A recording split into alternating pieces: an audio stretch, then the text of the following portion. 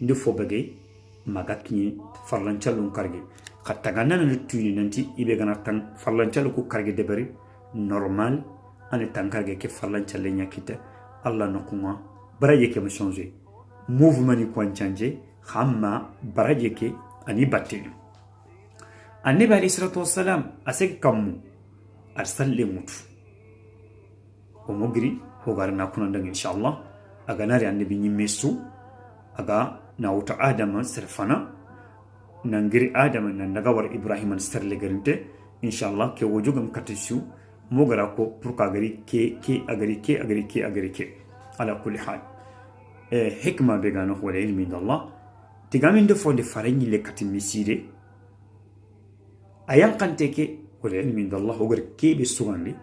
asalita nabi nyumu ke ngaftiya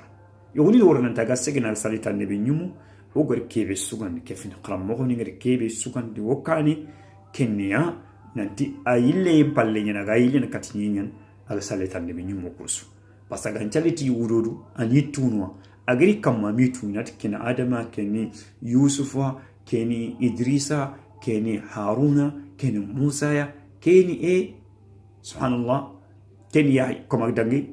harig mebot keni yahya do isa ya keni haruna keni musa ya keni ibrahima adam alayhi salatu wassalam agri ken ali yusuf alayhi salatu wassalam agri ken ali isa di iremme yahya ali isa alayhi salam agri ken ari harun ali idris ari ken palle harun nali musa nali nabillahi ibrahim alayhi salatu wasalam pourtant nabillahi ibrahim e kampoti nyorunde ka alu kebe gal safenaga tumunde kenni musa alayhi salatu wasalam kenni imam zahabi rahimahullah adagi yeri me nanti sahaba legerinte worwori fudayl radiyallahu anhu ani sahaba legerinte farengal lempalle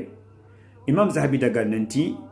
sahaba legerinte farin sahaba legerinte ni nabillahi isa ya annabi nyimmenyan khayfarinyan akefin ul azminiya e ayan kan akhir zamaniya ayan fare ngumma sahaba legerinte parce que al fare ngori ananya makar tongon khan al fare ngor me toni guni imokore katake dikami sirinchiri me guni khakore nante ake simme tongon chimmenyan parce que nabillahi isa ni sahaba legerinte parce que ayal legeri faring Allah alayhi salatu wassalam wal ilmi indallah faring ngili miside ke na ngile kati kombe ke ngurbani no khon wala misidu ko kono nan katro be ciro ay mu miside ke no khon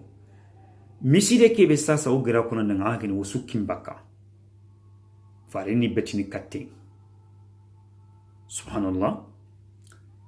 fare amade me juma saline bire magakin Allah ya annabi nyimma khuliyam palle khifara khuliyam palle amade mi juma salna al kaaba asali le gerinte bagre salli wor kunandam kha am juma salli al kaaba misile kebe sasa agdaga daba kegere jofan non malaika nen daga sege kem misile khawale min Allah amade musalli sallini gantanya kinchalle bana ken wuro bana na jofe misideke ken kutam dem jofe misideke ay mo misideke do garni safandana ay mo misideke al juman challe ken misideya idu bulu kompeke misideke kompeke yurwe miside yurwe ma kompe ngarono miside noho wori misidu kuwori annabi alayhi salatu wassalam aga koyin woynati ku misidu siki andura telle an cettu fo mutu do ku misidu sikiya batte kentana amudu ngandanga anga debel subhanallah misidu kusu annabi alayhi salatu wassalam ay ko inandanga nanti anga baraje be kita misid bani su salle anga baraje be kita Allah no khum subhanahu tabaraka wa taala aga nyangandanga sallallahu gana nyanga sigi misideke anga sal misideke anga baraje be kita misidu ku salle andeme mugiri agi ndancho khibar ni kenga e misil mesu gan qawanta Allah nyagana si Allah gana nyangandanga takke Allah ga telle subhanallah andeme mugiri ago khibar ni misidu ku fasamunta ku begay isalle donc annabi alayhi salatu wassalam a hadith li comme Abi Darda kum menin hadisi yugni fil nanti misideke al kab ke boya khengay asal le nyampos miside tan keme wujune different ya dana kha fare miside nchalle a khamposa mutu miside kutunga al kab dangen pale wujune amma baitul muqaddas ke tonu meso est ce mo kalgan hadise keba yoguni daga igar kebe jitan wal ilmi indallah nat ko mo filli ado tankarge salle fasamuntakum ku misir khoro dangen pale nabi miside ndo al kab dangen pale a khayam pu miside kutunga barajeti kemme yoguni khal wornanti ko mo kargi khayuna nanti ko mo kargi ke hadise am jitan dindi ko mo ku filli ado tankarge aya jitan wal ilmi indallah Sheikh Albani rahmatullah alayhi akinyi madi sugandi jabir hadise ke nanti komo kargi sallana do misri kutu nakhanga ganani misri khoro ku dange bal capital ni ku misru ndange impal pay sasa wara fam nanti misidu ku fasamun ta ko khore idam miside kebe al kaaba kebo gira kondam ataganna nan ko ha to anan daga nanti ibrahim man yogoni wara adam man yogoni yolu melekan num pinan juma khat miside ke plan de berindana jibril dan miside ke plan nadi subhanallah nyamir ne ngir ko xanantina de ber taganna na nyuma tina de ber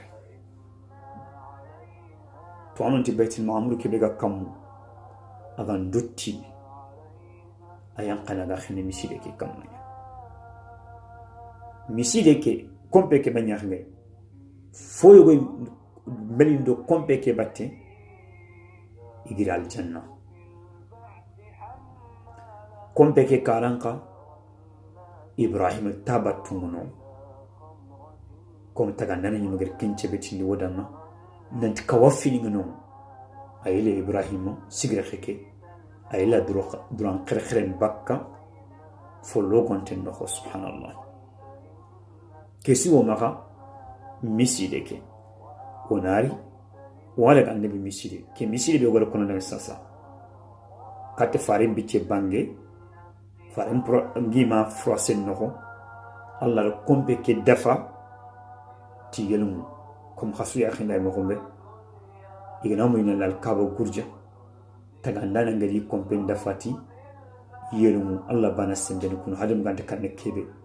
ana halma halakitite anan konunde kudo turu nyalli tagandana ken yelum nyawari osi akhina khisake aga mo khombe kembira nabi alayhi salatu wassalam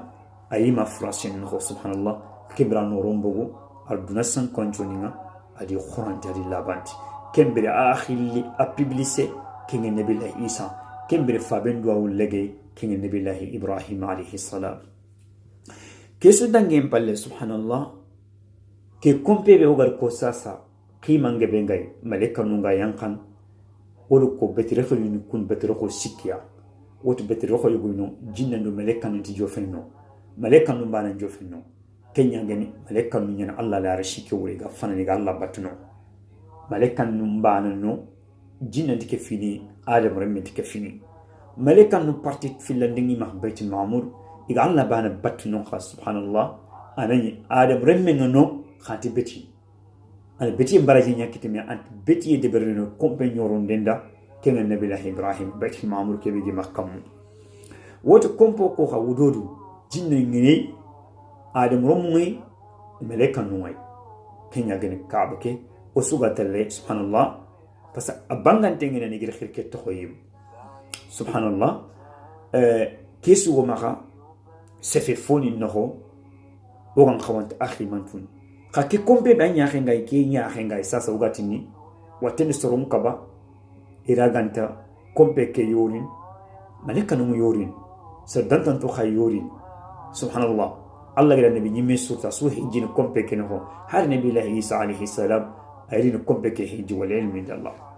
kake kompe banya khenga ko tambe hadamu mu ngaju ganta betiye tagandana mun duneni e choppe ngal nakara farendo kono wala ngane fo tan binne nyen ay mekke su jafante nyen comme resta mammo imme ka mahara sente anya nyen tani ku gorbinto nyen tagandana nadunge kesu ana kompen kar parce que Allah banan tokhni moko Allah dungina fofo suga bakki moko nga gantanya yi mujatim ban subhanahu tabaraka wa taala abanan to khini mo kho ar kesu de bal wodanga kawafi simme o gan khawanti takasi